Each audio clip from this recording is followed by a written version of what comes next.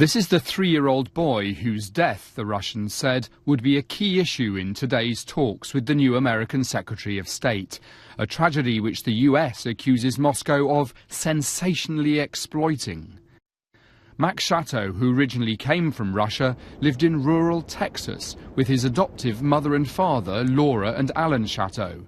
But last month he died. It's not yet clear why.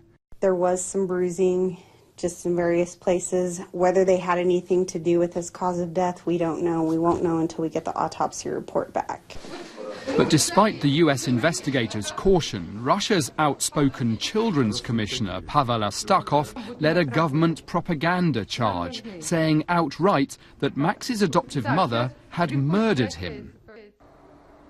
We went to see the children's home in northwest Russia that he was adopted from. They said his original name was Maxim Kuzmin, and he'd had a terrible start to his life with a chaotic, alcoholic mother who neglected him. This was Maxim Kuzmin's final home in Russia before he set off to America, to a new family and a new life, as Max Shatto.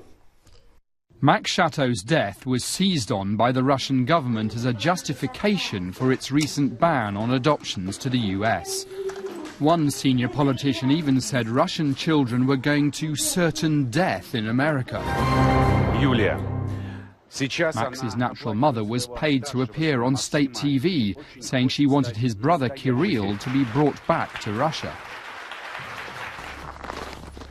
But we tracked her down in the town of Godov, where people told us that she has a terrible reputation for drinking, and despite her protestations to us, they said she has not stopped.